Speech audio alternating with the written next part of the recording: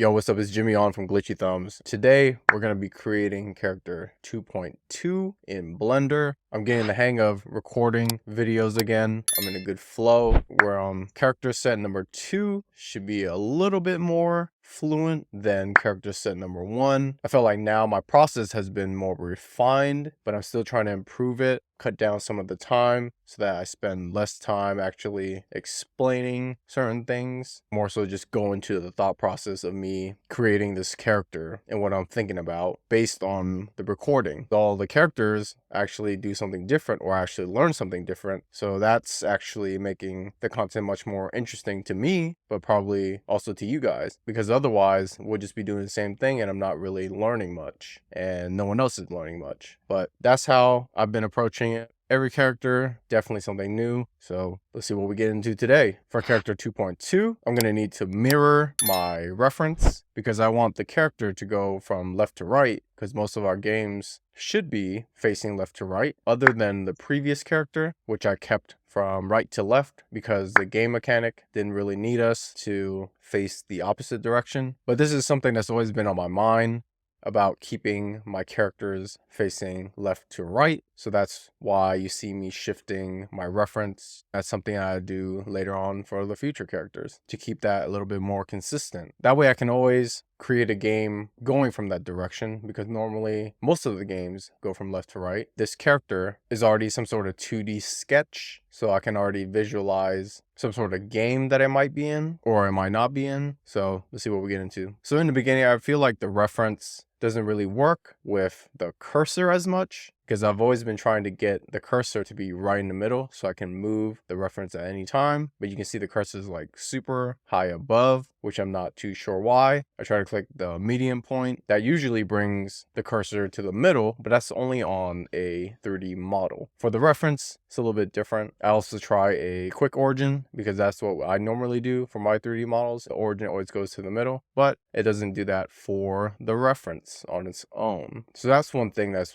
been annoying, at least for me. I also try all transforms, but that just makes the reference go back to the original position, which was facing down, since it's a plane of some sort. So I just kind of drag the cursor from the top to bring the reference up. I try not to spend too much time on these little tedious things because I could try to figure it out, but I'd rather spend that time making the character, than as I'm building the character, I might figure it out on the next character or something, when it actually kind of bothers me. It bothers me a little bit, but it's fine. For starting, the shortcut for all the hotkeys, it's not really an issue of clicking start and stop, but sometimes when you're recording for a very long time, the shortcuts end up not showing anymore. So that's a little bit weird. I would have to stop it and start it again. Then you would see the correct shortcuts and mouse clicks. So that's something that I've came across. I don't know if there's a better add-on for this, but it would be cool for it to automatically start on its own as soon as I opened up Blender, but I haven't looked into that. That's just something I would prefer. Maybe there is an option. If you guys know, definitely leave that in the comments. So first thing I add is a plane, rotate it 90 degrees, scale it down,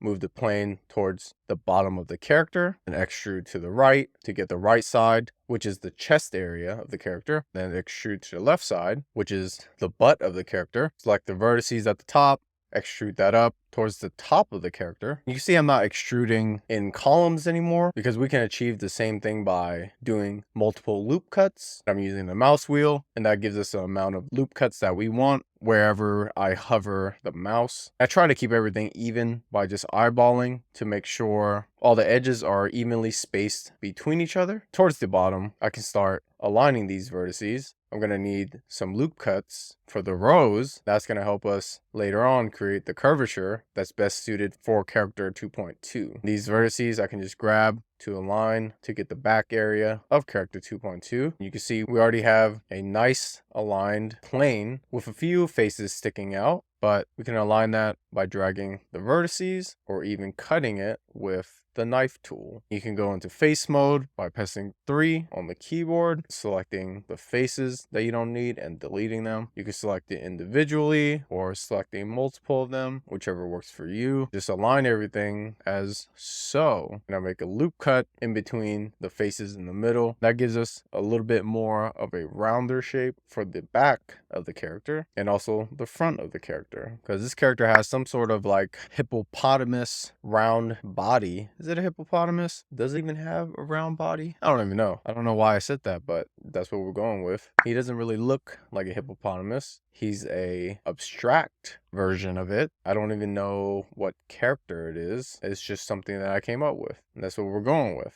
I'll think of a name as I go through the rest of this video, but I can't come up with it just now on the fly. Sometimes I do, sometimes I don't. Just by looking at it, just looks like Long Face Potamus is what I would call him. That's a very odd name, but that's what the name's gonna be. Character 2.2 is Long Face Potamus. If you like that, say yes in the comments. If you don't, give a different name. What do you think it should be called? Maybe I should give them actual human names or something instead of giving it characteristic names, but I kind of like doing that. What do you guys think? Once I'm done rounding the bottom of the body, I extrude this portion to the top to get the neck area, do a few more loop cuts in the rows, align some more of this character. Again, in the previous characters, I would make a whole bunch of loop cuts even if I wouldn't need them, but now I'm actually being a little bit more cautious about making bad loop cuts, because I think it actually makes UV unwrapping a little bit harder. If I need to align the shapes of the UVs, some of these edges need to be straight. That way it fits nicely in the texture. If you have some odd shapes, it'll just take up unnecessary room or have some dead space in our texture, and we don't want that. So I try to keep everything super aligned where I don't have to do things over. You just have to set it up correctly and the character will turn out just fine. But this is a few characters in, so I know a lot of people who are going to create their own characters are going to just make a whole bunch of random edges. So you're going to have to do all that before getting to this point where it actually matters to you. Once we're done with the neck area, I need to extrude to the right to get the top portion of his head, but I actually go all the way to the right because the snout of this character, or the mouth, whatever you call it, is actually the end of our reference. I could always do some loop cuts on the plane and then select certain vertices to actually extrude down to get the snout, then do some more loop cuts, and we got a nicely set up plane for us to pull out the edges later on. This is something I've been doing recently, especially with my newer characters. I'll have some sort of square setup of the plane. I'll have a bunch of loop cuts in the columns and also the rows, and then I would actually knife the planes that I don't need, and then I'll just delete those planes on the outside. But sometimes, similar to what I'm doing here, these faces aren't covering any of the reference. So that's basically where you would delete. That's pretty simple and straightforward to understand. For areas where you still need like a vertice to cover part of the reference, you can just drag it in to align, and that's how you get the shape around the reference that you like. If your character is just very odd like mine's, you can at least create any character that you like without having to worry too much about whether it's going to work or not. I definitely know this is going to work because I've been doing it for the past few characters. If you've been watching the videos, you'll definitely understand, oh, okay, I see what he's doing. It definitely makes sense. Even if it's not the right way to do it, I just think there is no right way. There's always going to be multiple ways of approaching things. This is how I approached creating characters. This might actually change depending on my future characters and whatever method my brain kind of goes towards for the easiest and fastest way to create the character. So far, I've been choosing this method with the plane. It's been working for me. So why try to reinvent the wheel when you could just stick with what works and just keep doing it over and over until it no longer works anymore? Eventually, your brain will find a better solution and replace it. Right now, it's not doing that. At least mine's isn't, but probably someone's gonna mention in the comments, hey, you could do this a little bit faster if you did it this way instead of that way. And then I'll actually look into it and then determine, oh, okay, that's probably a better method. Let's try that with some future characters. So I'm open to learning different methods of creating characters, of course, as long as it gets the job done and I'm able to create some cool characters, but also keep everything aligned like how I'd like it. But if I do learn a new method, that'll also help out create more educational content that I can put out, because then we'll have multiple ways of doing things. That kind of helps everybody, because I know a lot of people are not going to stick to this method because time is valuable and you can't be spending all this time focusing on one part of the process like I've been mentioning. My goal with these characters is to make a game with it or some sort of prototype. So that's what I always think about as I'm creating these. So there's no time to try to make them perfect, because we can always make them perfect at the end when the game is finished. So that's what I think about most of the time, trying to get the beginning out of the way. If I do have a game that's ready, then I'll go into polishing. I don't know how many times I've mentioned this, but that's just very important to me, so that's why I keep talking about it. Also, there's not much to say when I'm looking at some of the Blender videos that I haven't mentioned already, other than some of the new things that I do with the different characters. But most of it is already mentioned in my previous videos. So if you guys missed some of the tutorial talk that I've been doing for these characters, definitely rewatch those videos. But most of it's going to be thought process or whatever I'm thinking right now, because I want to capture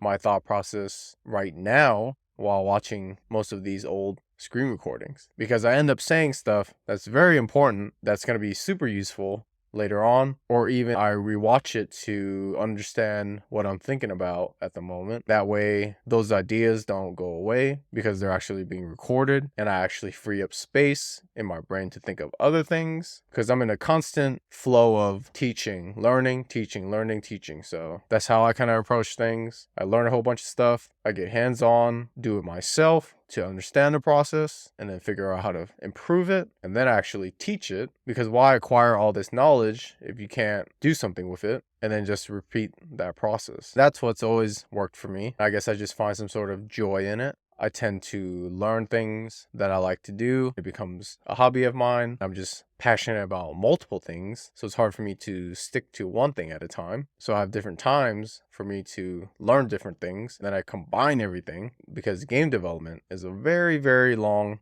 process, and you got to find joy in everything. So right now I'm creating the character 2.2. I'm learning to block the character out and do UV unwrapping and do texture paint and doing rigging with Rigify and then animation. That's already a pretty long, lengthy process for creating a 3D model, and that's barely even getting into the game mechanics just yet. But I like the whole character development process of creating games. I've always done that in the past. I kind of lost track of it when I started trying to make more minimalist type games with like balls, squares, like just simple shapes, because that's the only thing I was able to create back then. So if you make a rolling ball type of game, that's kind of your skill set. You just think of other different ball type of games.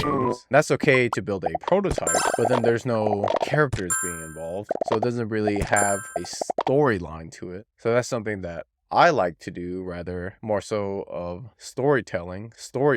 That's what I'm practicing on at the moment with all these different characters, because they're all unusual. So the only way to create a story is to actually see what I come up with by putting them into an empty space and trying to add things around it and create the environment that they're going to be played in, and then see what happens from there. That's just something that I'm practicing on in terms of creativity. I think I mentioned this before. Creativity is definitely a muscle that you can practice over and over. You just have to do it daily for your brain to kind of think like that. I'm able to visualize different things with different characters, so that's been super helpful with most of these characters. I just like seeing all of them come to life, because this takes a lot of hard work to get to the final character. Not many people are going to do it, but this is something I chose to do, and I'm going to see it through. I don't know how many characters I'm going to create, but so far it's been fun, because I'm actually learning a lot. It's going to be a useful skill for me in the future as I progress. We'll see where that goes. This is how kind of my process is for most of my videos. I tend to just hit the record button and then rewatch what I'm doing from all these screen recordings, because there's not much to say as I'm watching the video for character 2.2. During this process, it's simple. You just extrude, do some loop cuts, align the vertices, and you're just trying to get the shape correct. But my mind goes elsewhere when I'm actually recording and talking. It's like I'm in some sort of flow. Ideas are just coming out. I'm actually just noting them down in voice form. So it's going to be pretty cool to set this all together so I can watch what I actually talked about, because I don't really know what I'm talking about sometimes. I'm just talking. Sometimes Some things sound cool, some things don't, but that's okay because this is all part of a process. We all have our own process. Some people might find this some sort of educational. Some people might find this inspirational. It might even be helpful to people who are even trying to get into long form content or even short form content. Because I try to trick myself to talk during these videos as if I'm already a YouTuber. That's really hard for a lot of people because they don't really know what they're going to be saying for all these videos that they're going to be putting out for the world. You're going to think about, I don't want to get judged by people on what I'm saying. I don't want to have imposter syndrome, but I've already gotten past that with all my videos on TikTok, some of the long form that I've already been doing on YouTube. So you just have to just put some content out there in a way that helps you create, because this is just me creating now. I get to talk on my channels doing the things that I like to do. If people don't like it, they can just swipe away and that's fine. I like my content. I think it's helpful. I think a lot of people learn from my process, and I'm just like everyone else, where I'm trying to create every day as much as I can. There's different ways to create. You can create characters, you can create games, you can talk. That's just how I'm creating. This is kind of like my own podcast version, but I'm doing it over my characters because it's just much cooler. Other than just having like random satisfying videos online, which a lot of people do, but this is just better for my process to see my own characters, and now I'm just talking over it. Sometimes you learn something, sometimes you don't. Sometimes I just go on a tangent, which I'm doing now, but that's okay. But back to the video. Once I got the shape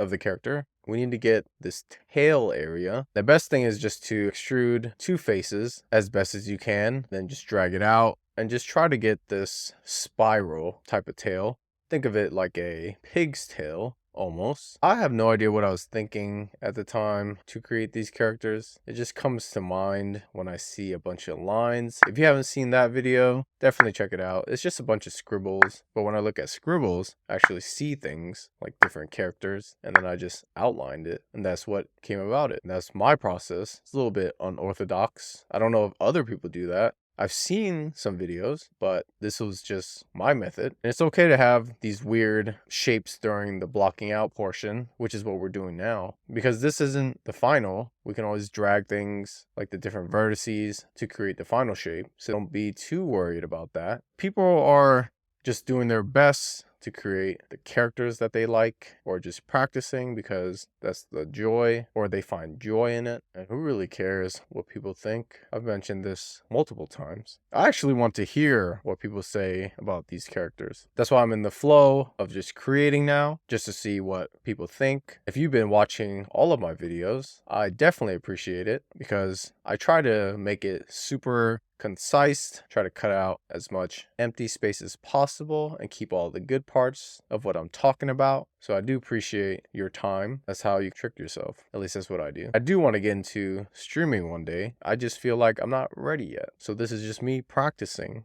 talking. It's kind of a trick that I play on myself in terms of hypnosis. If you talk every day as if this is something your life is, your subconscious will eventually catch up and it ends up being a part of you. So every day when I wake up, my subconscious knows, okay, it's time to do a little bit of a few recordings today. That's how you trick yourself, in a sense. At least that's what I do. Because I can tell you all the stuff that I've learned, I did not know a few years ago. So creating all these 3D models in Blender, or even sketches in Procreate, or even some of the mechanics I've been coming up with in Buildbox. That's all stuff that I've been practicing daily. It took a lot of hard work to get to this point. I can tell you it wasn't easy, but I'm just glad I didn't give up. And I'm getting this, I don't know why I'm going much more on a tangent today for this character. I guess I just need to get it out sometimes. This tail is actually taking a very long time. Not really, but I think I'm trying to get this a little bit too perfect, or as best as I can, because I've actually never blocked out this type of shape. So getting it right was a little bit difficult at the time because I didn't know when to do different loop cuts. But so far, it looks like I'm doing a pretty good job. I forget what mechanic I decided to come up with for this character. I don't know what I came up with. I might not have even came up with anything because I know some characters I actually couldn't think of anything. I just kind of focused on different things. Possibly this character, I focused on animation if I remember correctly, but we'll see at the end of the video on what I actually worked on. It's gotten to a point where I've created so many characters and there's like different ways to get to the final 3D model. So I end up forgetting all of that. The only way to refresh everything is if I actually rewatch the videos, but also narrate as best as I can. If I see something that's going to be useful for you guys or also useful for me in the future that I can use for content. That's just where my mind's at for all of these videos, which is going to be all over the place, but that's fine. Not everything is going to be set in stone on the direction that I want to take these videos. So the process for the tail is extruding and then just aligning so that we'll have some edges to pull out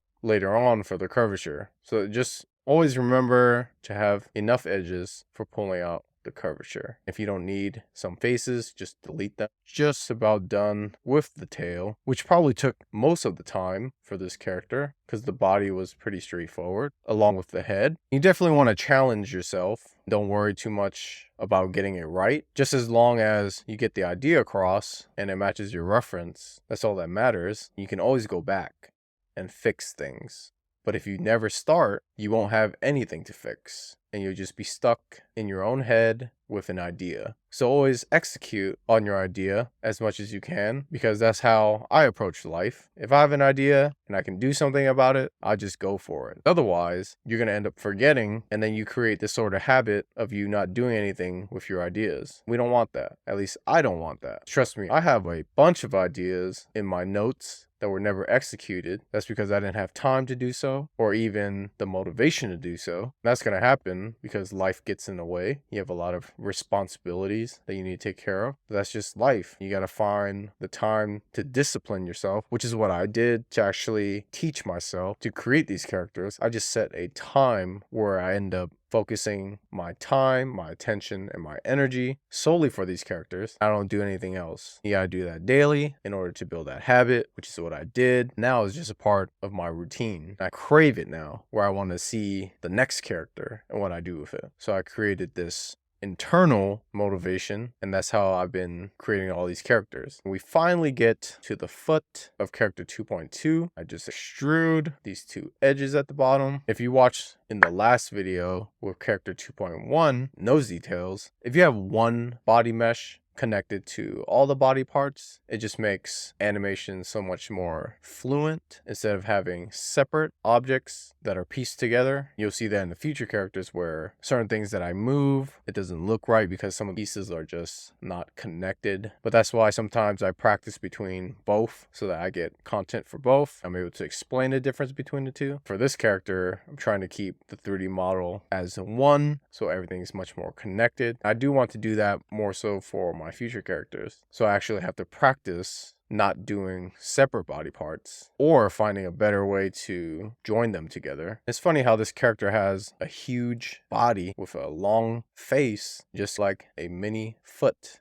Too many foots. So that's the unique, unusual part of this character, because he's definitely way too heavy to be able to move himself with those tiny feet. That's why it creates a unique feeling for this character, because that's something that maybe I would have to think about for the storyline or the gameplay, where he's probably super slow at moving because of the body type. So that might play a factor in the gameplay that I choose for this character. I don't know. I haven't thought about that. This is the first time I've actually thought about that, looking at this character and watching it through these videos. So that could play a huge part. In order to actually show how massive he is, definitely other objects around him would have to be way smaller. So that's something that I'm thinking about right now in terms of other characters or other objects that might be around this character. That's definitely something I'm glad that I'm noting down. Like I said, I start thinking of different things as I'm rewatching everything and just observing and analyzing, which is a different part of my brain in comparison to when I'm creating the character. So that's how I'm actually approaching this. That's something that you guys have to do too. Try to utilize different parts of your brain to think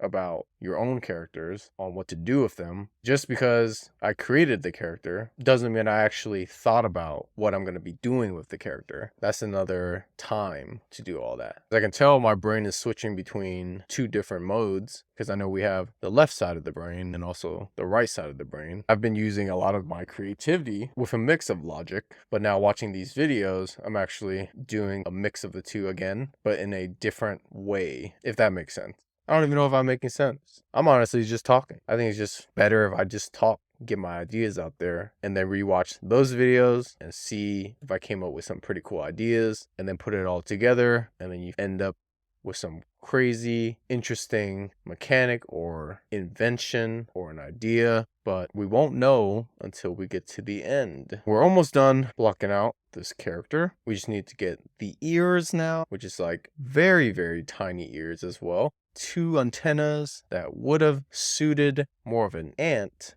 but that's what makes this character. You can see it's easier to extrude something small like this because it makes sense. You don't have to think as much. I know to use those 2 edges, which I can pull up. It's easier if the shape is flat, so that's why I always go with the plane. I've seen people do it with 3D models, and that's something that I haven't really practiced much with, where instead of using a plane, you just use a cube and then have a subdivision surface modifier, create a body type with your reference. But I haven't practiced that method too much. Maybe I should. Maybe I'll do so in the future, so that way it changes the way I'm creating some of these characters. So I try something different than my own plane method. I think the blocking out portion is getting a little bit too long. Let's see what I actually decide to do after finishing the ears, so I can get to the next portion. I think blocking out takes most of the time, depending on how complex your character is, and also rigging the character takes a pretty good amount of time. So those two in the process, I would say, I don't know actually, maybe those two if I'm correct, because UVs is really dependent on how complex your character is too, so that actually might take a lot of time too. Now that we have the final shape of character 2.2, you can see that's actually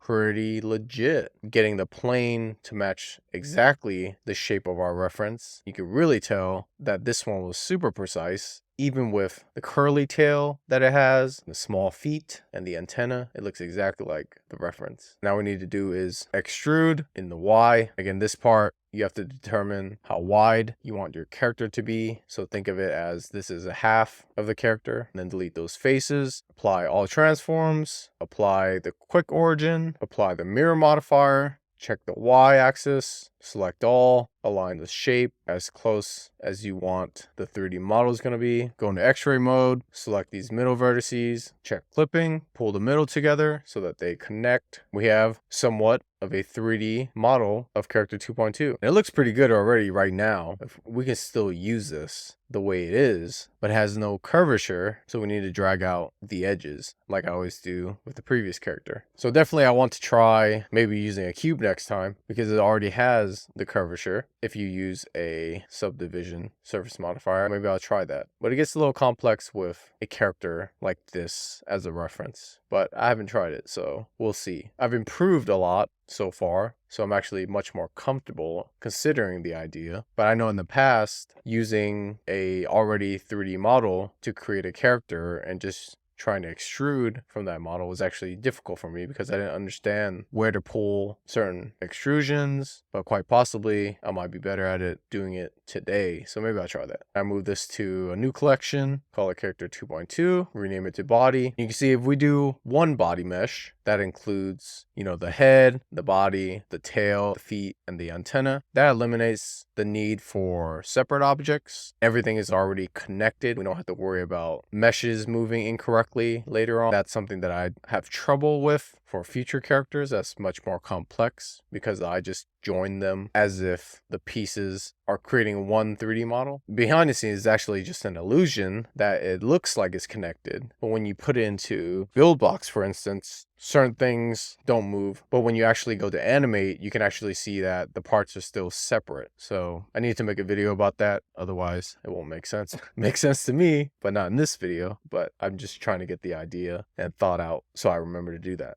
So we need to pull the edges out to get the curvature. For this character, we have a lot more edge loops. So the chances of getting this wrong is super high. So you have to determine how round you want the character and then also go back to fix it. So I start from far left and just pull out as I go from left to right. You can see getting this rounded is a little bit difficult. Sometimes some areas are going to be flat, some areas are going to be sticking out, but there's really no faster way to do it if you're using a plane to create your characters. But this is actually good practice to understand how to create a more rounded character in 3D form, because you really have to look at it from every angle. Otherwise, you won't see the different curves that are needed. Then you actually understand which edge loops to pull out and which ones not to select. So that's something that I've noticed that I've been doing. Like, I'm not selecting the entire edge loop for that column. I'm actually just selecting somewhat in the middle. Honestly, I don't know if this makes sense to people that are watching. So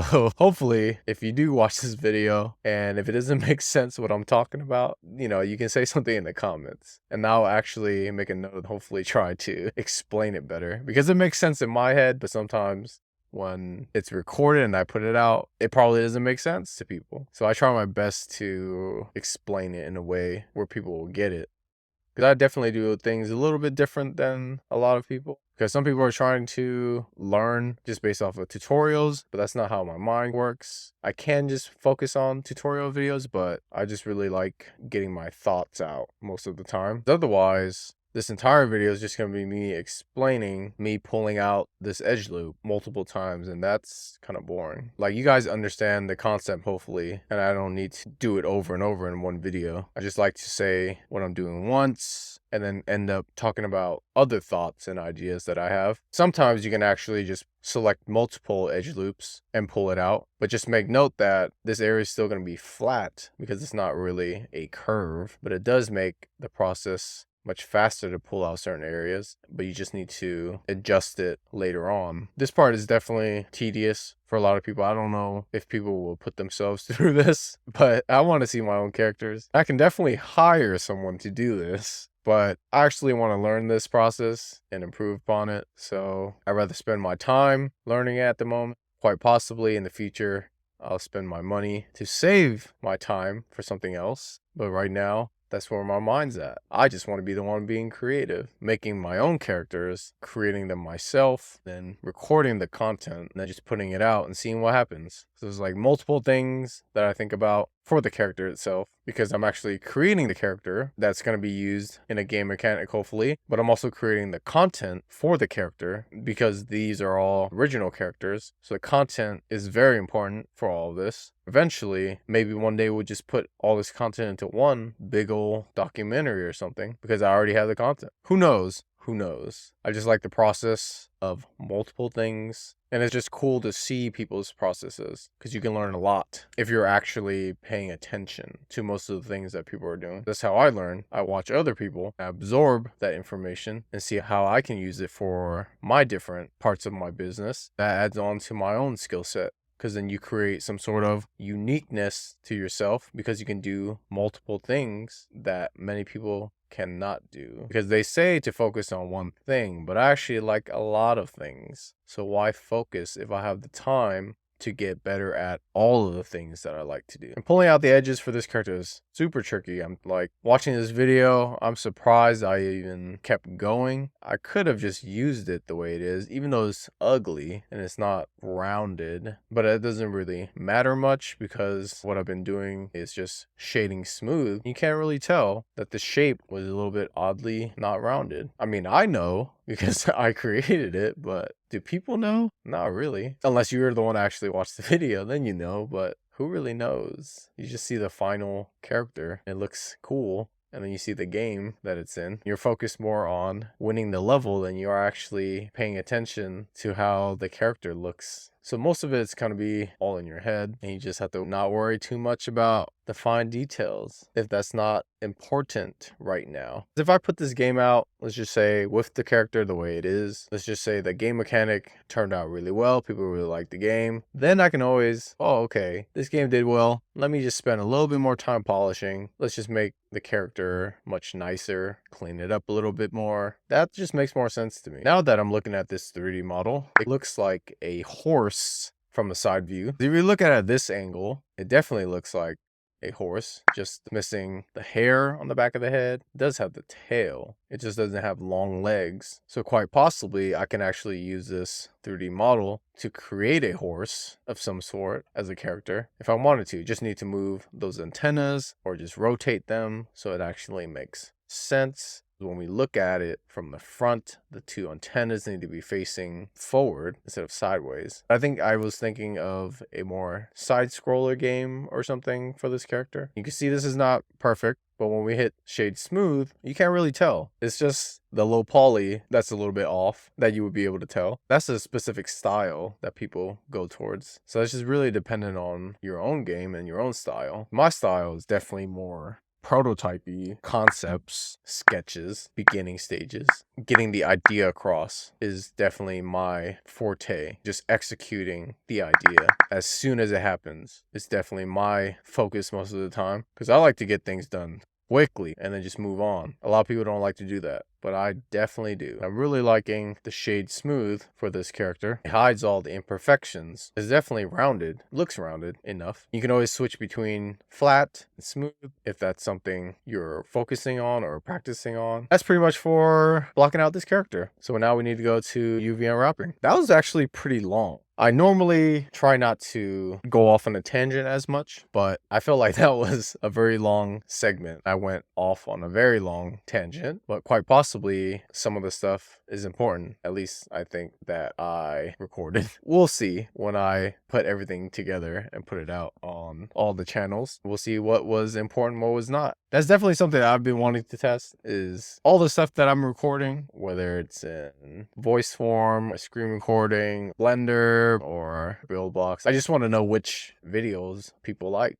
or just which topics people like. Quite possibly, maybe I'll make more of those videos. Who knows? I won't know until I actually put it out. So we're going to get to that point. But now we're going to be UV unwrapping for character 2.2. So as always, I select the edge loop in the middle. That's basically the seams that I normally mark for the character if I'm doing something simple. Sometimes I look at it and I want to cut a different thing for the character, more so to practice on doing different type of UVs and understanding how marking seams work. I'm not sure if I do it with this character. Maybe I do, because of the different body parts. That usually makes me think of trying different things depending on how the 3D model is. Right here, the antenna, I definitely want it to have a separate color from the entire body. So that's why I'm marking those seams, so that this is actually a separate UV for the texture. That's my thought process for this. That makes sense, because you want the different body parts to have their own color. If you separate it early, it's easier to select that specific segment or specific faces later on for texture paint. I actually cleared that because we're actually not in UV editing just yet. I should unwrap first the way it was with just the edge loop in the middle and see how that looks like. We need to create a new texture. Click new. It was supposed to be character 2.2, but I put 1.2 or 1_2. Not sure why I did that, but that's unusual. I never do that. When we unwrap, we get this horse looking UV. It's quite interesting, actually. I mean, I see some sort of horse mixed with a gopher in the UV. You see, that's the simplest way to just unwrap. But if you color that specific location wherever you put your UVs, the entire color is going to be just one solid color. So that's why I was thinking about separating the different UVs by marking different seams now, so that we'll at least have different UVs for different colors. Because that's how normally things are separated when I'm looking at other 3D models that I've downloaded and analyzed. So I select the seam around the antenna again. I'm getting a little bit distracted because this leaf blower, I don't know if you can hear it in the background, but it's kind of messing with my recording session. But hopefully it's not too much in the audio, because I definitely want to finish this video. So this is where I probably started thinking about the live unwrap in Blender. If I'm marking all the seams for these new UVs, I want to be able to show it in the video. So that's where we're heading for this part. I click options. For UVs, you can see live unwrap. there's a checkbox. And you can do this in edit mode, I think, on the right side. You need to do it on the left side as well so that you can see the alive unwrap on both sides. You do so by clicking UV, and there's a checkbox for that. And then you need to click UV sync selection. That way it shows your current UV. Whatever seams you mark now, it will actually show that piece being separated simultaneously as you go. That makes a little bit more sense to understand what's going on as I'm marking the seams for this character. That way I can actually explain how I'm separating the pieces, and then you can actually see it on the screen. So every time I'm marking the seams, you can see those parts are being separated and the highlighted areas where it was separated from. Then when you press undo, that piece will just go back onto that area of the UVs for the entire body part. So that's a pretty useful tip, is to use live unwrap. It just makes everything easier to understand as you're working on different UVs for your character or object or whatever you use in Blender. Start understanding how UV unwrapping works on a different level. This is where you can start making more complex cuts to everything. If you go in and just mark different seams and you don't know how it actually looks, it just makes everything much more confusing. So that's something that I was looking into more so for the sake of the videos. In the past characters, I was just marking the seam and then pressing U to unwrap, but that doesn't really show what was going on behind the scenes. Now we can actually see what's going on because everything's recorded. You can see I'm experimenting different things, like marking them and then clearing to see what happens to the shape. Do I even want that shape? This makes the antenna easier to fill in later on because it becomes one UV for that portion. This is where you also have to be creative as well and determine what you want to separate for different objects. Like for the tail, I definitely wanted it to be a separate object. It just makes sense. Most likely going to be the same color as the ears or the antenna. Definitely going to be the same for the feet. So that's where I marked those seams, and all those become separate objects. This is always good practice to do if you're going to go into the whole Blender route. There's definitely a lot to learn, but this is what is going to help me create better characters. So that's why I'm actually learning this process, actually going through it more thoroughly, especially the complex topics like UV unwrapping, which is definitely confusing in the beginning. So you definitely have to start slow with simple characters like I mentioned in the past. Just build up to this point for live UV unwrapping, or you can just use it from the beginning. Just skip the entire parts of unwrapping manually because it just makes sense. I duplicate the collection, most likely to keep a backup of some sort. Normally I would have some sort of text to say why I have the backup. This one says mirrored. I probably wanted to keep a mirrored backup of the body. I'm most likely going to apply the mirror.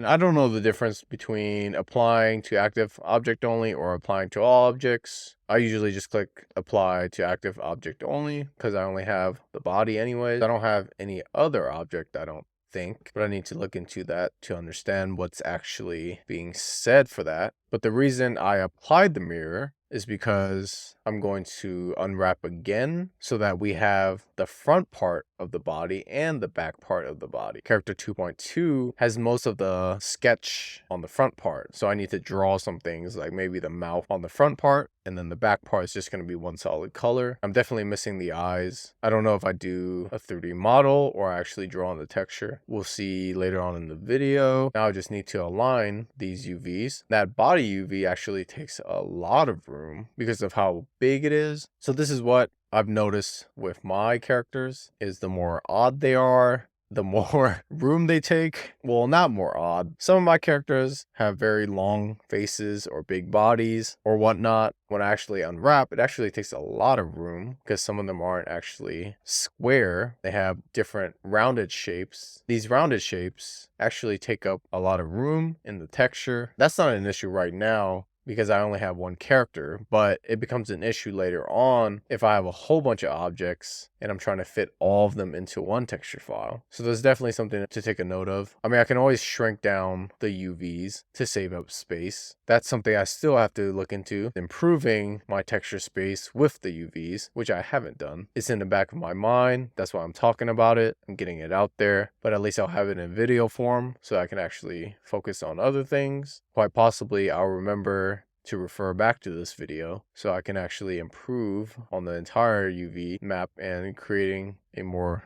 better way to align these UVs so I can fit more things into the texture space. You see there's duplicate items. You can stack them because they're going to be sharing the same color anyways. So that definitely helps save space. The add-on that I'm using actually helps with rotating or mirroring the UVs to the correct angle. Again, I'm not like a professional or anything at 3D modeling. I still consider myself to be a beginner, but I definitely understand some of the complex stuff, just improving along the way. I just care about progress, not trying to be like the best Blender 3D modeler. I'm just trying to create these characters then use them in a game. That's what I'm trying to do. I'm very simple, and that's my simple goal for this, is to use the characters that I created in a game. Along the way, I might learn a few things or two in Blender. I might be good at it, but it doesn't take me away from the actual end goal. I mean, I like the process though for Blender. There's just some things that take a lot of time. Definitely some of this stuff can be handed off. That's something you have to consider if you want to work on other things in your business. You can't just be the 3D artist all the time if you're trying to run the business. Maybe you can, but that's entirely up to you. Whichever is your passion, you definitely should be doing more of. I definitely like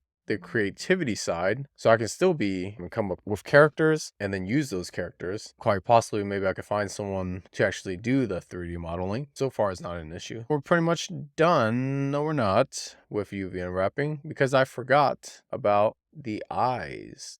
So I place the cursor there and I add a UV sphere, which is my go-to eyes for every character. Keep it simple. Don't reinvent the wheel. You can adjust this to get more of a long eye, and it doesn't have to match the reference as much. Get the idea across. This one's a little bit more slanted, and I need a second eye, so I duplicate it to the right. And that's pretty simple. Isolate the eye with slash, and then mark the seam in the middle. Pretty straightforward. For the eye again, it's better to unwrap one of them and then align it so that the middle line is aligned with the object to the right side, and then just duplicate it. Otherwise, you got to do twice the work. But in this case, I just selected both of the eyes. This is definitely going to be hard to select the edges because they're being stacked on top of each other. I guess I do it anyways. I try to rotate the UVs to match the current alignment. The reason I have to highlight everything on the UV instead of selecting the actual edge, similar to what I did before, is because since I have two UV spheres, there's actually another one stacked on top of it on the UV side. So in order to select the back shape, I have to highlight the entire circle because that's selecting the UVs in the front and also the UVs in the back. And I like to keep the front eyes on the left side and then the back of the eyes on the right side. I don't know, that's just how my brain likes to align everything. I mean, I could keep it opposite, but it just kind of throws me off. Rotate this because I'm trying to get the edge to match up. I go into edit mode and select all so that I can see all the UVs. This way I can actually align the eyes to fit alongside with the body UVs. You can see the body takes a lot of room, but at any point I can scale that down. I'm just not focusing on that at the moment. Like, I know it's better to save space for the texture by making your UVs fit correctly. I'm just focused on cutting the UVs and understanding that process. Whenever I get to the point where I have way too many UVs and I need to fit all of them into one texture file, then that's probably when I'll focus on that. There might just come a time where I'll just hand this off to someone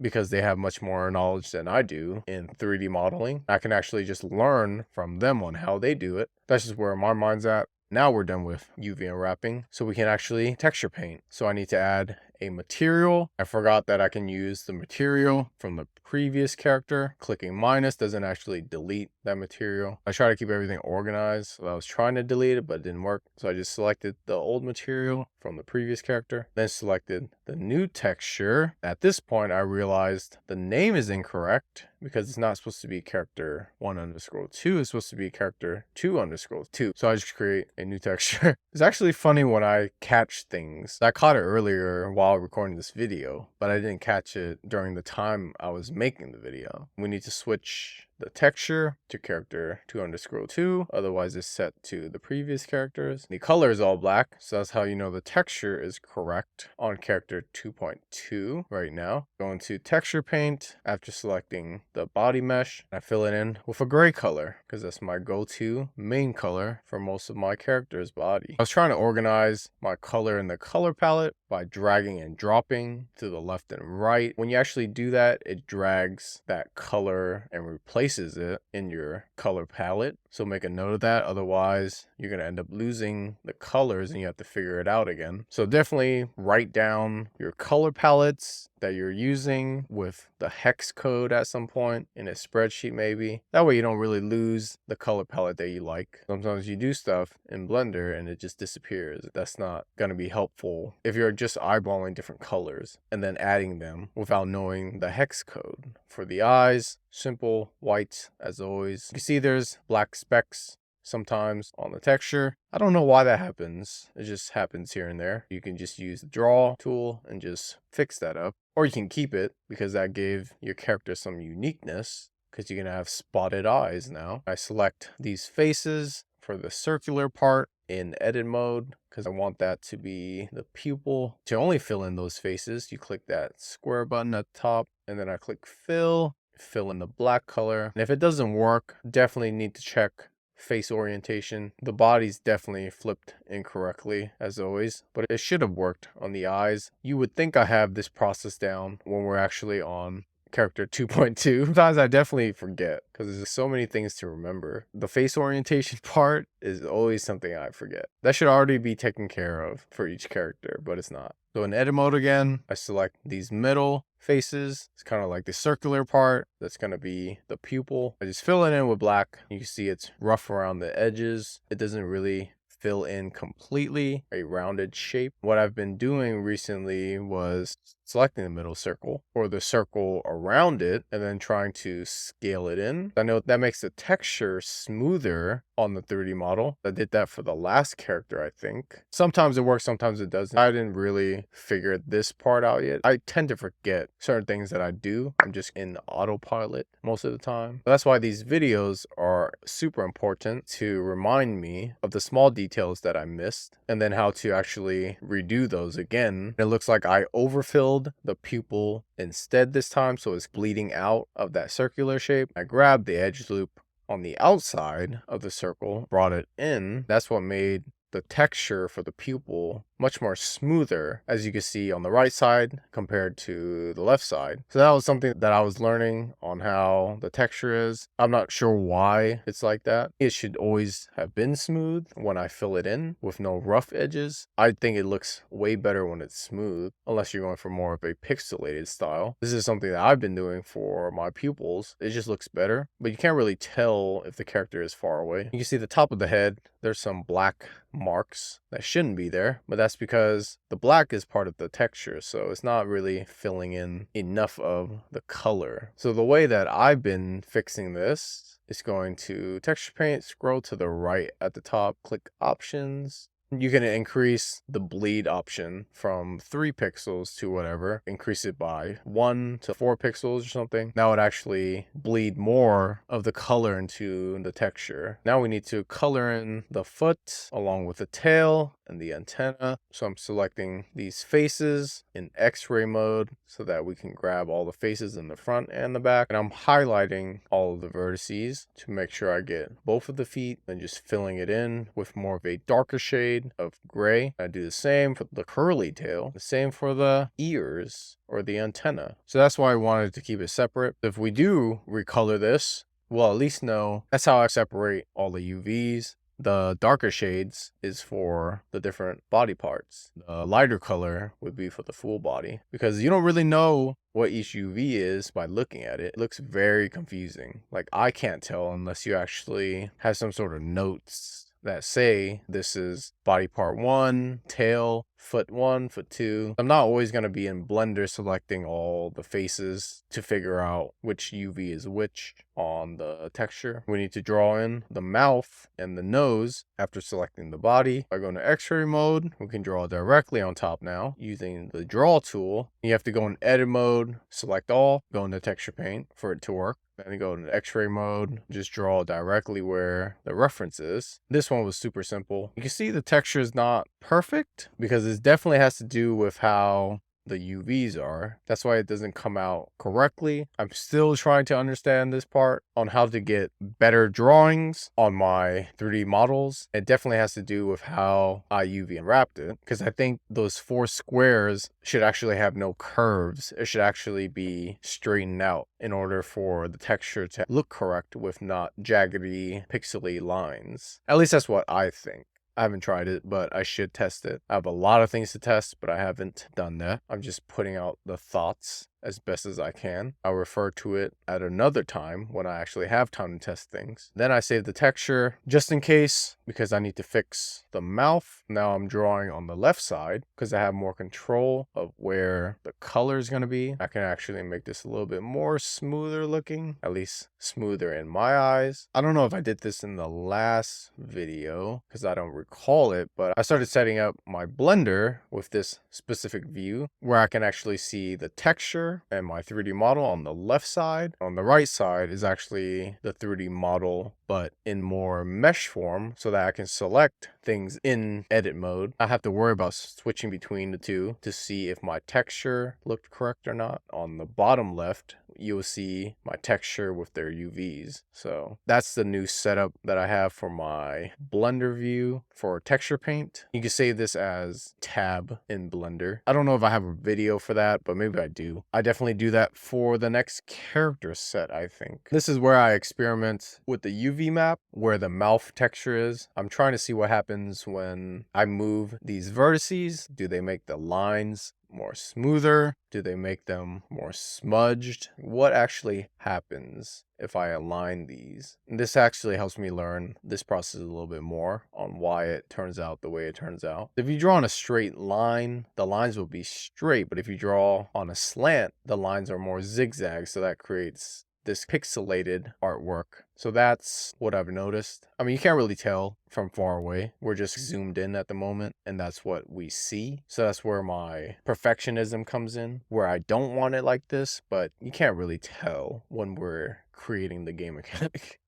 It's just one mouth too. It's not a big deal. At least that's what I tell myself. I'm just going around the character to see if there's any smudges or things that aren't supposed to be there. Just cleaning them up if I need to. We're pretty much done with texture painting now. We can move into Rigify for character 2.2. Woo! I can actually pause the video now. That's actually a pretty long segment, and I'll probably save it for tomorrow to record the rest of the video. Hopefully I got some stuff on here, and I will finish off with rigging and animation tomorrow. All right, I'm back with some more content. We're gonna get to rigging character 2.2. I add a single bone, bring the bone in front, delete that bone, go down to Rigify samples, add a spine, which is my first go-to bone that I normally use, drag it down to the middle, scale it up. Next is the head. This character is pretty self-explanatory because we have actual somewhat body parts. It makes sense how the setup is going to be. Everything is experimental as always. I know in my future characters, I moved the spine more perpendicular to the character, but to me, I don't think it matters much as long as you can grab some sort of rig layer to animate at some point. It's all subjective to how you want to set everything up. We have a very long head with a snout. So what I did was extrude the ends of the bones to see if we can actually get the entire head. I'm not sure if this actually worked or not. Maybe it did,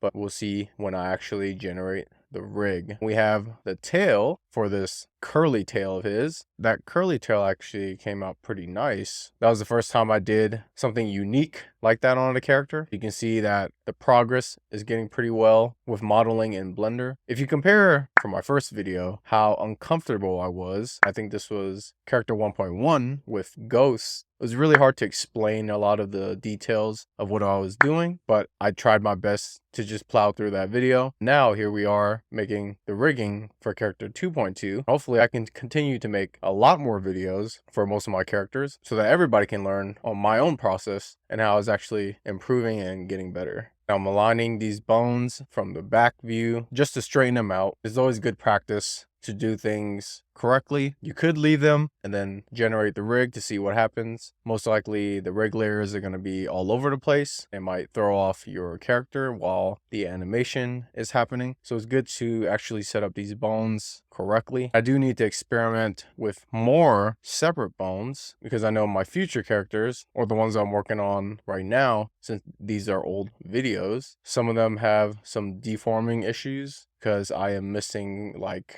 a chest bone or a pelvis bone. So I definitely need to do more of that because I just add the typical bones. Sometimes the character doesn't deform correctly. So that's something I need to look into. A lot of this is helping me with my thought process, just putting things out on the video. I'm sure this will be super helpful for people who are actually trying to create their own characters. There's going to be many alternatives, hopefully, that I think of to create each of my characters. I'll try to do something different so that there's multiple alternatives. That's the fun part of trying to figure all this stuff out. I tend to like challenging myself and keep everything simple. It's not easy, but someone's got to do it. I'd rather be that someone. Rigging gets super fun at some point. That's when you actually understand how all the bones work. Then you get to experiment with different bones, of course. It does get super complex, but you can always hide them when you get to the generated rig, so it's not much of an issue. I do need to practice the difference between IK and FK. I know people use separate ones for like arms and legs. I just forget between the two what's best for each. I think it's the FK for arms and then the IK for legs, but they both have IKs and FKs. You can switch between them. I'm aligning this tailbone to this curly tail and I extrude the ends so that we have a nice aligned bone around this curl. Before you go off and just make a lot of bones, if you're using Buildbox, there is a limitation on how many bones, I guess they call it joints, that can be used. It's up to 60. That's the limitation if I remember. So if you're just practicing with the bones in Blender, that's fine. But if you need to export at some point to test in Buildbox, I would export it first before even trying out animations. So that's something to note. That's what I stumbled upon. I'll have that in some sort of future videos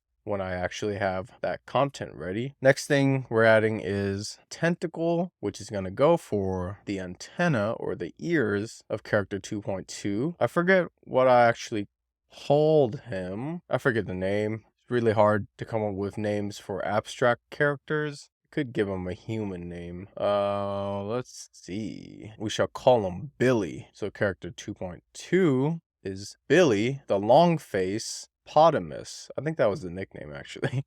Long Face Potamus? Possibly. Long Face Potamus. Billy the Long Face Potamus. That's the character. Now, what's the story gonna be? He's just hanging out, chilling while we're making his bone structure. Add the leg sample. I'm trying to rotate this so that we can actually get his tiny feet. So the bone I'm moving is the foot along with the toe. The toe is that small one in the front. This big one is the foot. If the bones are in some sort of weird angle, you can click the bone icon and adjust the degrees under roll. I should experiment more with the toe and the foot. I try to do things super fast just so we can get this out of the way. I can practice more as I make more characters. There's this bone at the bottom of the foot, which is the heel bone. This has to be to the endpoints of the width of the foot. That's how Blender knows, I guess, how wide the feet is. Let me align this to the middle first before I adjust the heel. So yeah, the endpoint of the foot is how big the heel bones should be. At least that's what I've been seeing in some YouTube videos. I'm still trying to figure out where the positioning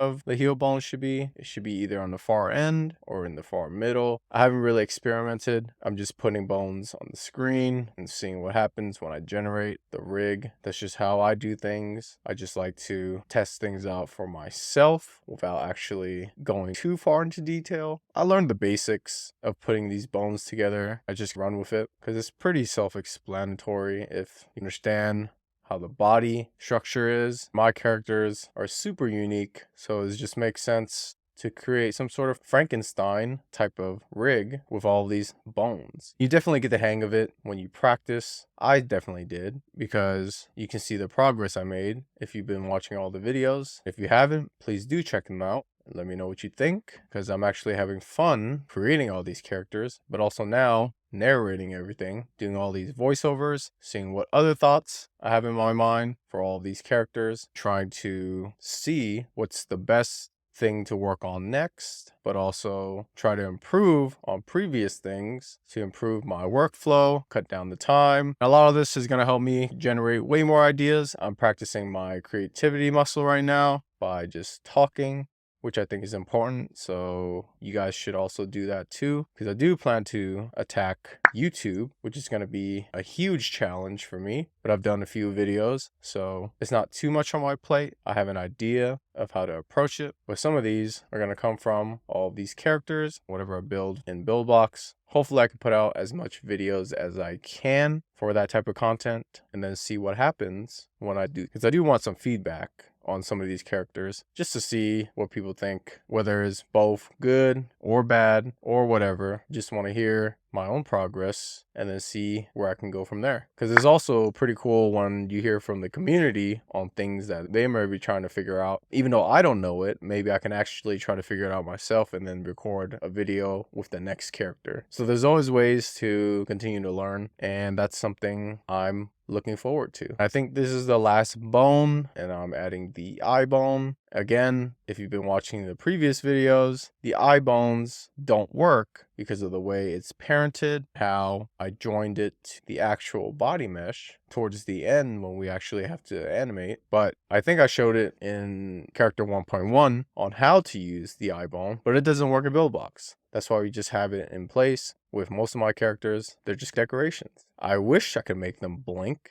That would actually add some sort of cool animation to it, but it's not necessary. It can improve the polishing of the character, but it's fine. The eye bones are basic super copies, and then you uncheck deform if you were going to use them as if they were a separate object. Once we're done, we need to rename the bones to whatever you like. For the eyes, I have eye.r and eye.l. For the tentacle, I have antenna.r, and then following the same naming convention, but with 0.002.r, antenna001.r, and so forth. Same for the left side, and it could be either or. I'm just looking at it from left to right most of the time. That's how I name everything. Again, you don't have to name these bones if you don't want to. I know it takes up time, but if you're not recording everything and you don't know which bones there are, then it's going to be confusing. But if it's fine for you and you know what bone is what just by looking at it, maybe you're very good at visualization and you understand what bone is which, you could just leave them and just cut down the time. For this spine bone, most likely I've been doing it wrong in these first few characters because I've seen it rotated sideways. Either way works because I've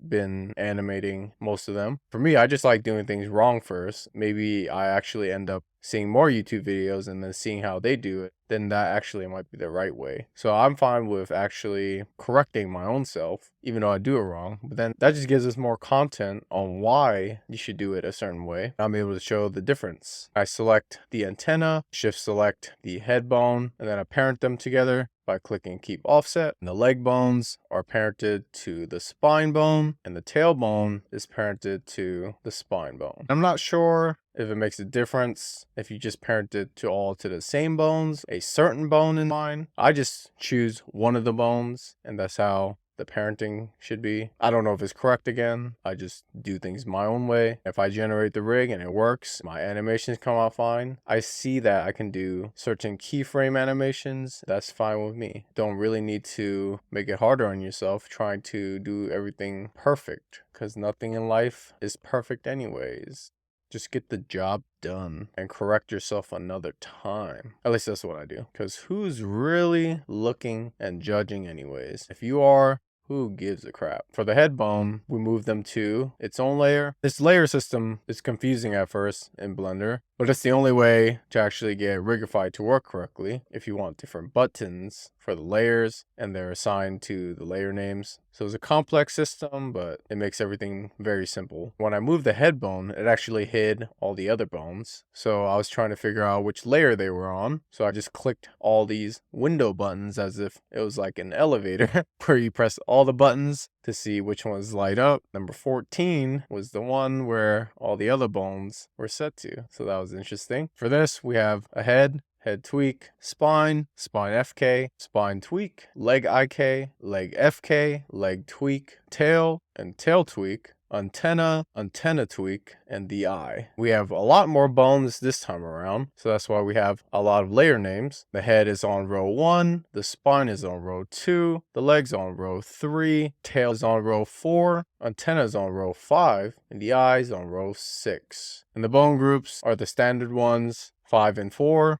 3 to change the color if you need to, but mainly 5 and 4. There's always a 2 for the IK. This is pretty self-explanatory. Whatever color you want that rig layer to be, just use that. We gotta finish moving the rest of the bones to their correct layers. Spine's in the 3rd slot. The legs are in 6th slot. Forgot to rename one of the legs, but they still work if you don't rename them. So just make note of that. The tail's in the 9th slot. Antenna's in the 11th slot. I unchecked these just to be sure that they're in their correct layers. The eye is in the 12th slot or 13th slot. It's really hard to count the little squares. So I might not include that in the next videos, because if I have way more bones, it's going to be so difficult to actually say all those values. We'll see how I approach it, because I'm over looking at it like I need to count those little squares and explain it, but I think that's pretty self-explanatory. I don't have to go too super detailed for the different layers. I think you guys understand the concept of how it was set up. Sometimes they're even in the wrong layer and you have to fix it. I don't even know if I'm going to use some of the values, probably. I'm actually skip that part, which is a good idea. We could focus on other important things for character 2.2. Once we're done with that, we go to pose mode and select the main bones, which is usually the end of the main bones.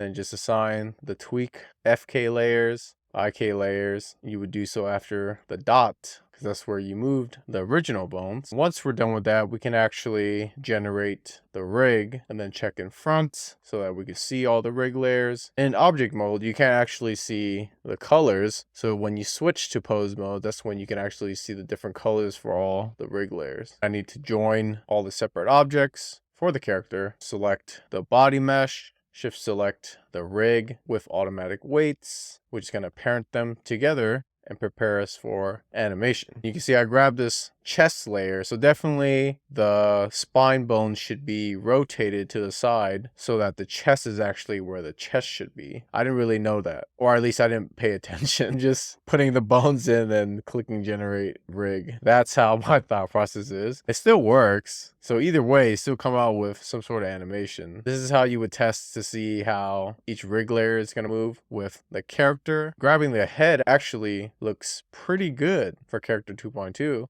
Billy, I think that's the name that I gave him earlier in the video. Everything moves so much better and more fluent when the character is one big body mesh and they're not in separate pieces like how I usually have it with separate objects. I duplicate the body. I really like to see the characters in their outline forms. I don't know, it just looks cool to me. It just looks like my sketch and my doodle. I really like seeing it when I get to this part. So that's why I always add it. I either add it before animation or after animation. Either way is fine. I just like seeing the outline while I animate sometimes. Just makes the character pop more and gives me much more ideas. You know, we do the typical stuff with the outline. I wonder if there's a faster way to do it. I'm doing the same process over and over, and if there's a faster way to do it where I can just skip the entire thing, that would actually be super helpful, because I've already definitely learned the outline process. It doesn't take up too much time, but it does get quite tedious if I'm going to be doing it for every character. It's pretty much the same process. I've been explaining it in the past videos. It looks like it's not working in this video. As you can see, it's acting very odd with the outline. Maybe I missed a step. Yep, it's the face orientation, which I didn't fix earlier in the video. This is something that should be done, I think, around the UV editing process probably, or texture paint. That's when you actually fix the face orientation. This only happens if you use a plane and create a 3D model from it. So your normals are usually flipped. That's why they're red. That makes the outline not work as well. Since we fixed that, you can see us adjusting the thickness now works for the outline. I should experiment with different colors for the outline. Maybe do a double outline of some sort on some of the characters. But the black color just stands out. Super simple. Makes everything more highlighted, especially in a game. If you want your character to be the focus of attention, especially if you add color for the character, which I haven't done so yet, it will definitely make everything pop. We're pretty much done with rigging with Rigify. So now we get into animation. So for animation, I slide in an extra window on the left side so I can add the action editor. This was super helpful in the last character to see the summary of all the rig layers that we're going to be using to animate. That just gives us a better organization on what we're doing for all the actions. That allows us to have multiple actions and have it organized in one area for us to switch between. For the rig layers, I do hide some layers here, because when you do this, you can actually just focus on the specific area of the character. That can keep your layers separate while you animate that portion, and then build upon and create a more complex animation. So that's how this works in Blender. Grabbing the head definitely is a favorite movement of mine, because it's so fluent. It looks like he's doing like a bob. It looks very interesting, very goofy already. Like, it makes the character fun that his head's like super long. You can see how the neck area just follows the head, and it just looks cool.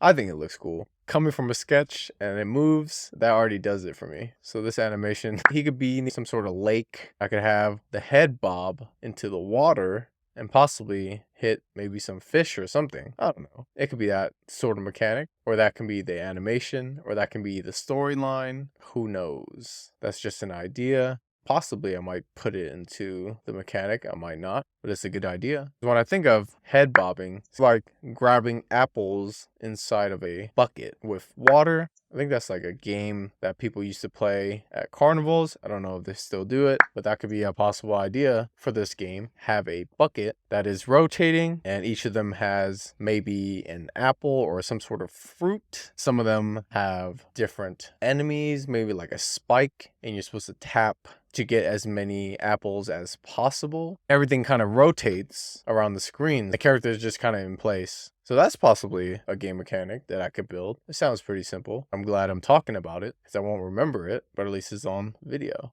I think it's on video. Let's see. Yeah, definitely on video. I had to double check to see if I was recording, because sometimes you're recording and you just forget whether you even selected the camera or the microphone, but I definitely did. This head bob is definitely an animation that I want. So I press I to keyframe it at 0 to get this rest pose. Then I move it up, I believe, by 0.1. This is on the 10th frame. I think I moved it down on the 20th frame by 0.1 again, or by 0.15. Actually, maybe on the 20th frame, I moved it down to where the red line is, because I want it to be he's hitting the floor. So if you can visualize that, you can see that's what the head bob is going to be between the 10th and 20th frame. I just duplicated the 10th frame to the 30th frame, so that brings the head back. I duplicate the position at 0 to the 40th frame. That way it brings the head bob back to the original rest position. I move those keyframes closer so that the head bob happens much faster for the character. We need to rename this. I called it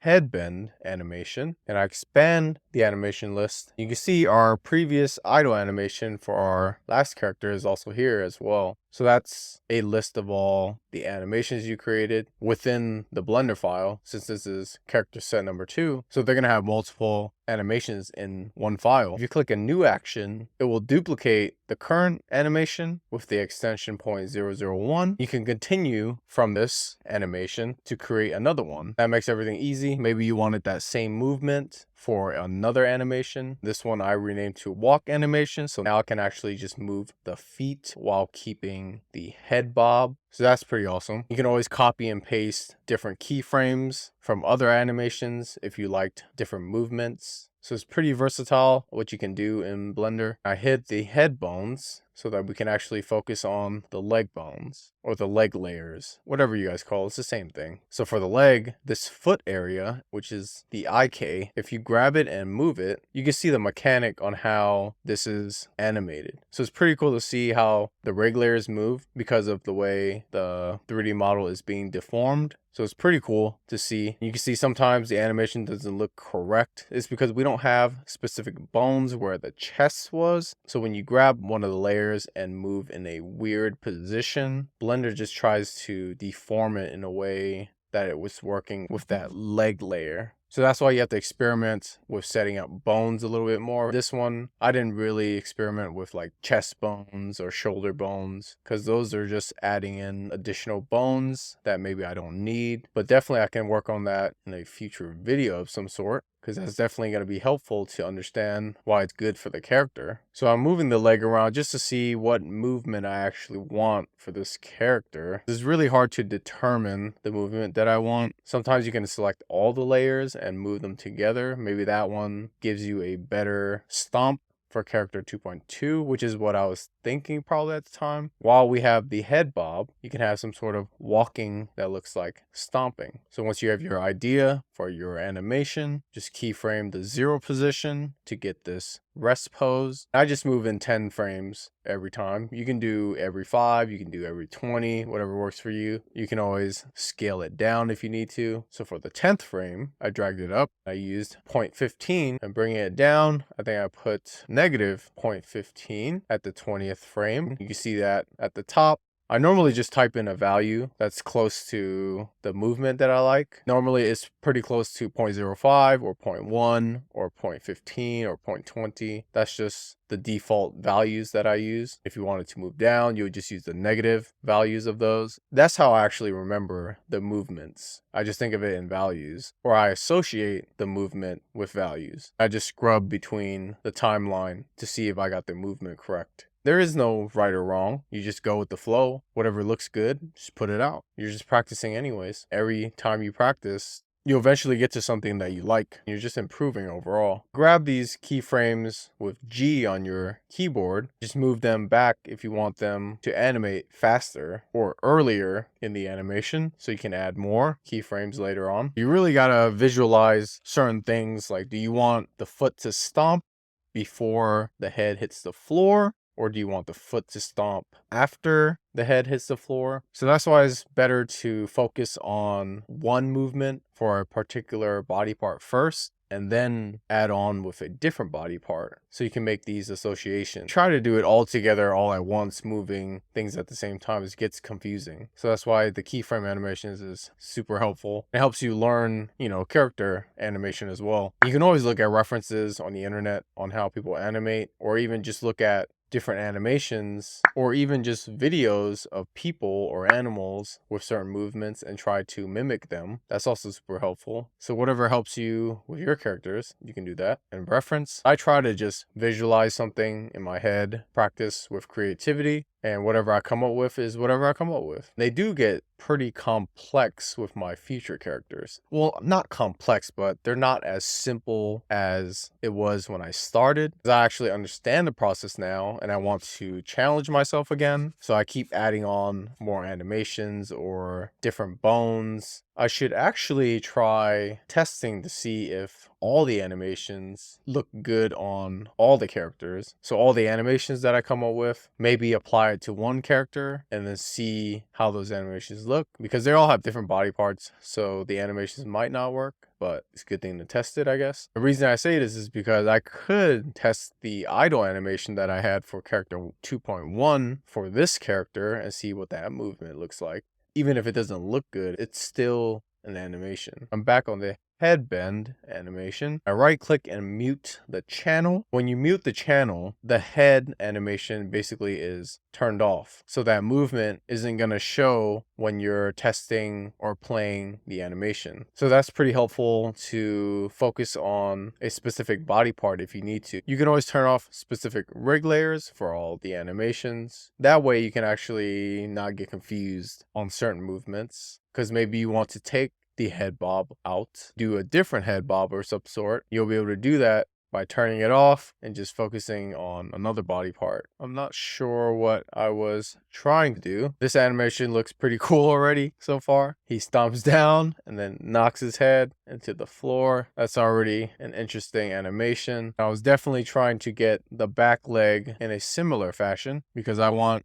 both of the legs to stomp, but it's going to do one after the other because that makes sense. It's actually interesting watching this animation. It's because this is the first time I think I did a leg movement of some sort. Like, I understand how the legs move in real life, but when you actually try to keyframe it in for a abstract character like this, it's a very different thought process. You have to take account the movement of the first leg, which is the leg in front, and then try to align the back leg so that it's alternating between the two. So that it's sort of like a walk animation, but more on a side view. You can see the head's not moving at the moment. It's because I muted that channel and then I unmute it to see how the animation looks now with the head bob. This is already looking pretty good. These animations make the characters super goofy, but that's why it makes everything fun. Like, I definitely had a good time animating this character for sure. For the head, I actually delete those keyframes. I think the thought process for my animation process is I kind of want each animation to have its own kind of unique flair to it, some sort of like different style. So if the idle animation, let's just say, is the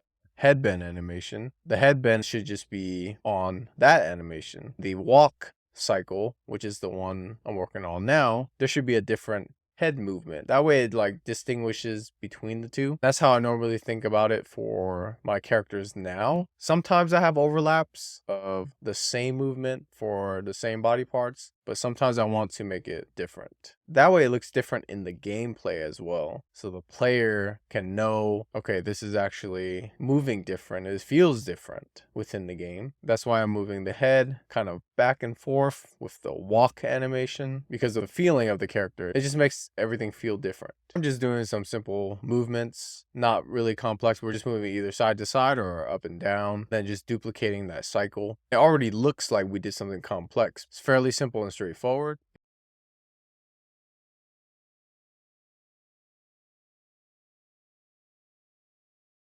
So far, everything looks good. This process definitely has to be fun for you. Otherwise, you're not going to continue to do it. To me, it's fun because, you know, I get to see my characters move and come to life. So that's a pretty fun part of the process for me, because it's like you visualize things in your head and they're just kind of like an idea. They usually stay ideas unless you do something with it and execute. If you don't even write it down or note it down on some sort of computer, iPad, or whatever device, then that idea just goes away and gets replaced with another new idea that you have. This happens throughout the day. We just have a million ideas that we never execute on. So that's why I find this stuff super fun and enjoyable, because I'm actually executing on these random sketch ideas that I have, trying to do something with each one of the characters. They'll be at least saved on my computer if I do plan to return to them, so they'll never actually be forgotten. They're also now being used for my videos. So it's pretty cool to share this with the world, see what comes about this, because this can also inspire other people to create their own characters and understand the animation process. I definitely learned this recently. I've just been practicing and you can see the improvements, but at one point I didn't know any of this stuff. I didn't even know how to draw at some point. I didn't know how to create a 3D model, so I couldn't even create my own art or my own characters. I had to hire artists to do it for me based on concepts that I put together with Photoshop. That was my previous process. So now this new process is actually super helpful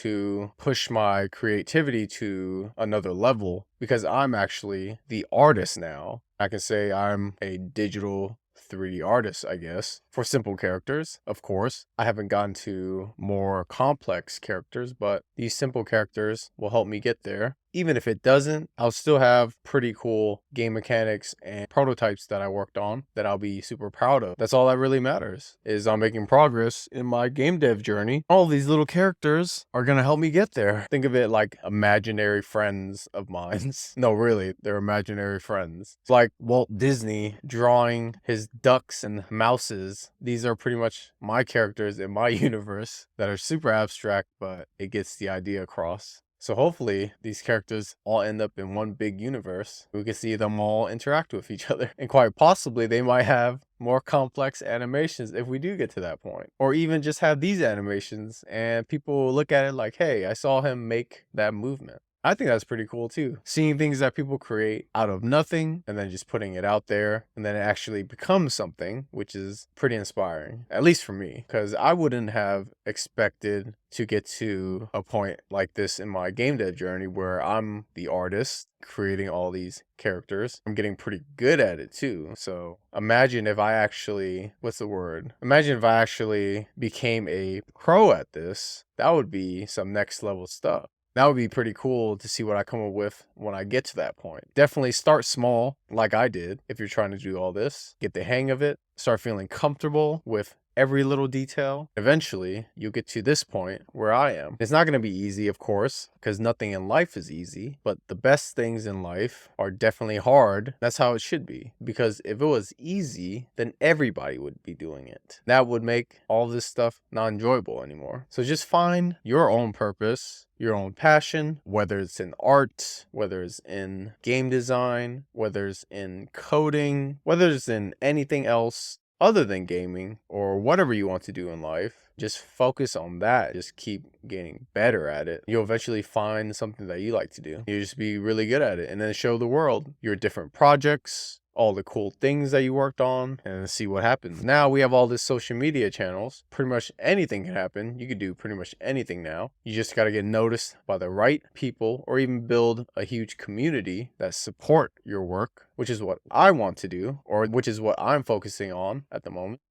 Putting out all my creations, seeing what you guys think. This is my comeback story because I haven't been putting out any content or any games. I've just been focusing on healing, because the last video that I put out, I broke my wrist, so I couldn't even do anything for a year or two because I had physical therapy. And then you have to get back into the flow of things, the flow of life, get back into your own routine, and then integrate all of the gaming stuff that I learned previously, but also the new skill sets that I've learned, like drawing in Procreate, modeling 3D art in Blender, and then trying to create new mechanics in Buildbox. So it's a very, very lengthy process, but we're here now, and I'm making these videos, and I'm taking it one step at a time, trying my best to get to the finish line. There's no turning back.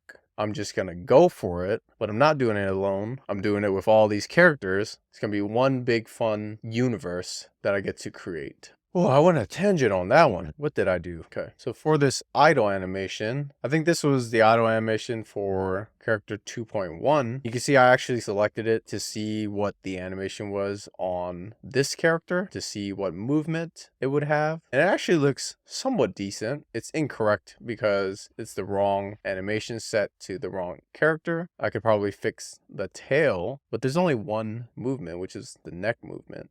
But I could use it if I want to. I hide character 2.2, unhide character 2.1, select that same animation, which is the idle animation. You can see the movement is still here. for character 2.1. It works better for this character is because that animation was specific to this character because of the way the bones are set up. Since this Blender file is gonna have all of character set number 2, it's good to start renaming and organizing the actions, which is something new that I haven't done, but we're going to be using the same naming convention as always. So for the idle animation, which is for character 2.1, that's what I put, character 2.1 idle animation. That way we know that action is for that. For the headbend, we have character 2.2 headbend animation. The walk animation is also for character 2.2. That's how we're going to keep it separate because we're going to have a few more characters in this set. That keeps everything organized. Then we can export the FBX for this character, rename the file.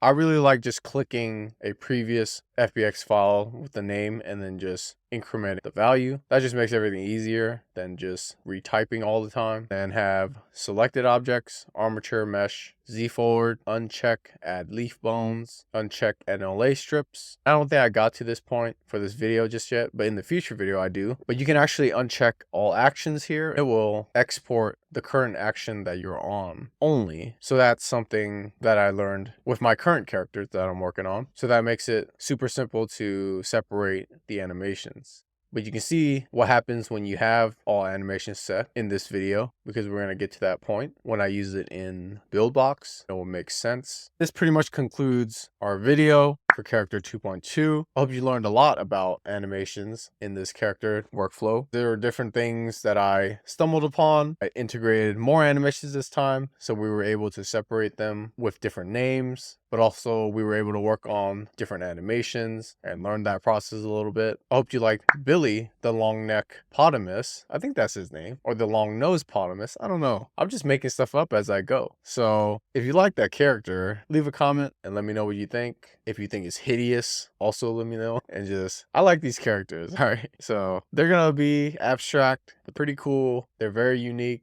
You won't see them anywhere else. You only see them on my channel because I make weird, odd, abstract characters that pertain to me and what I had in mind. And I'm just going to keep building them. It's going to be super cool to see what other cool what other cool characters I come up with. Because trust me, there's a lot more where that came from. So we're going to bring this over to Buildbox in the next video, so check that out. But also rewatch any of my other characters. Let me know what you think about those characters. That's all, folks. Please like and subscribe. It really helps. I appreciate your help for watching these videos. I'm going to take a break because I'm going to need it. So peace out.